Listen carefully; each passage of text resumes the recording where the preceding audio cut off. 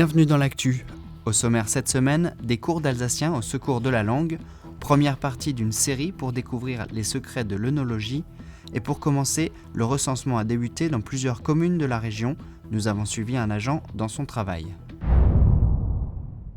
Combien y a-t-il d'habitants dans votre commune ? Pour le savoir précisément, le recensement a débuté le 21 janvier et durera jusqu'au 20 février. À Dambar, ils étaient 551 en 1801, comme le montre ce tableau, et 756 lors du précédent recensement.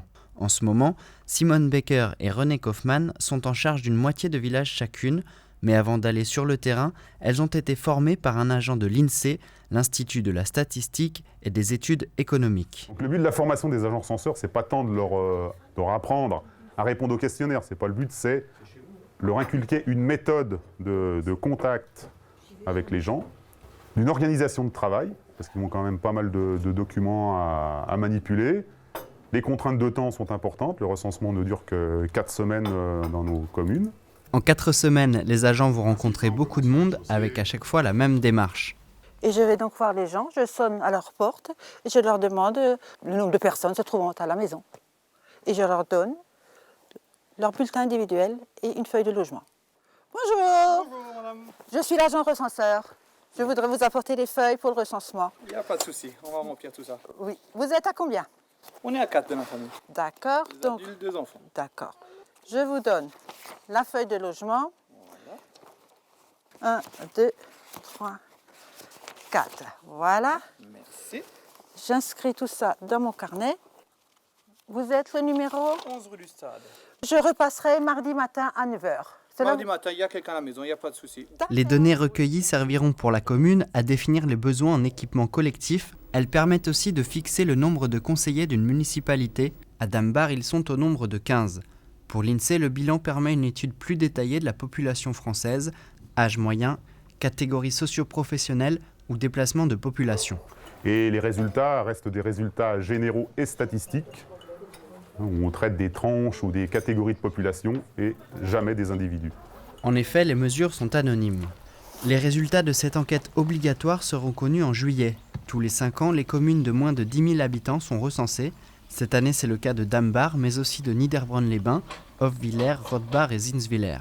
L'année prochaine, ce sera le tour de Gumbrecht-Schoffen et Winstein. Das Ziel der Association Alsace etc. ist, die elsässische Sprache weiter zu übertragen. Ein Verein mit verschiedenen Beschäftigungen wie Theater oder Chor.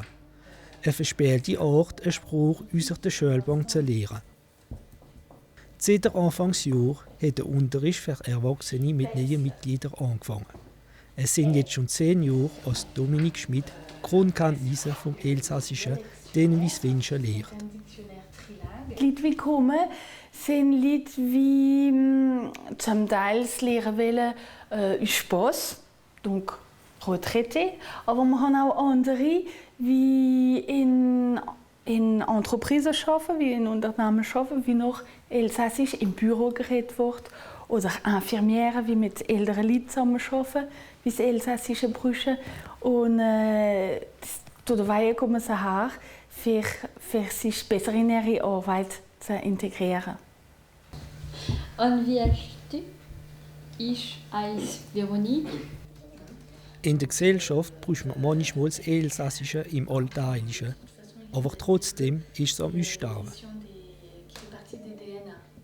Elsässisch wird leider, oder ist leider ein bisschen am Aussterben.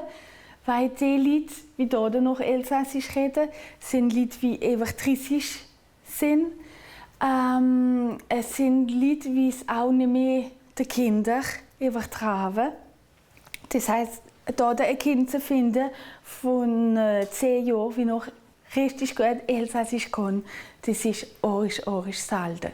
Das ist, im Dorf gibt es nur ein paar, aber groß oder die meisten Kinder verstehen noch ein bisschen Elsässisch, aber sie können es nicht mehr reden. Donc ist Elsässisch hier auch leider am Aussterben. Wir machen wohl etwas dagegen, aber wie viel wir machen können, das weiß ich nicht. Die Lehrlinge lernen das Elsässische und können es auch anwenden. Sie hoffen nur, dass die Jungen von der Gegend in den nächsten Jahren nur auf Elsassisch Antwort geben können.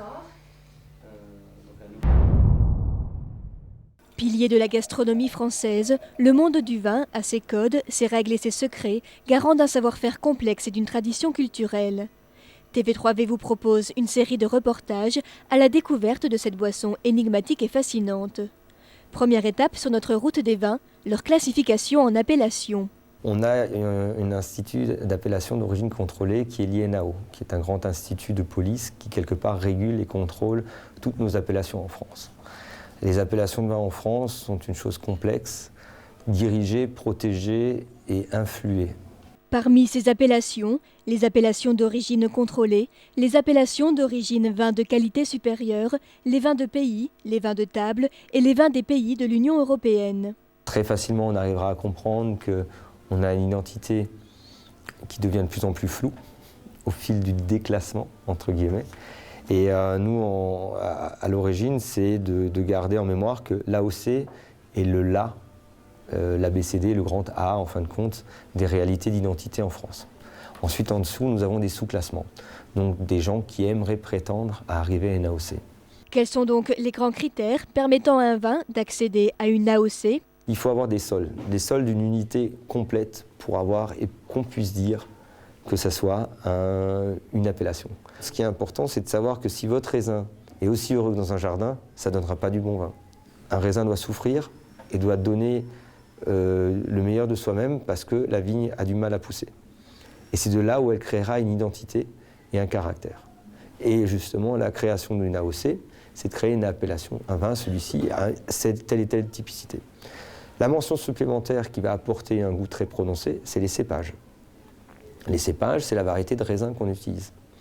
Et justement, nous, c'est l'alliage savant, au fil des années, d'avoir choisi un cépage sur ce goût-là, l'adaptation à la maturité de ce cépage-là sur cette région-là. Et ensuite, un style de culture. Style de culture, c'est-à-dire une façon de faire. Des vins sucrés, des vins secs, des vins en vendange tardive, des vins en grand cru, des vins avec un élevage sur bois, sans élevage sur bois. Très réglementées, les étiquettes permettent de déceler ces différentes informations. Ici, on va prendre une étiquette basique qui est une étiquette d'Alsace. Donc on va lire vin d'Alsace, appellation Alsace contrôlée, donc qui est l'appellation origine c'est Alsace, donc on enlève le O, A, Alsace contrôlée. À lire en grand caractère ici, nous allons avoir la maison d'Irler.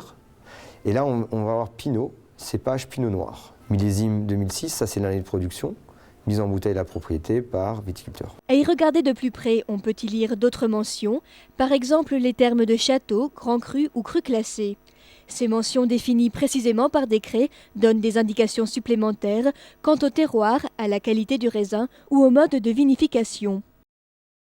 La prochaine étape nous mènera des vins de la vieille Europe aux vins du Nouveau Monde.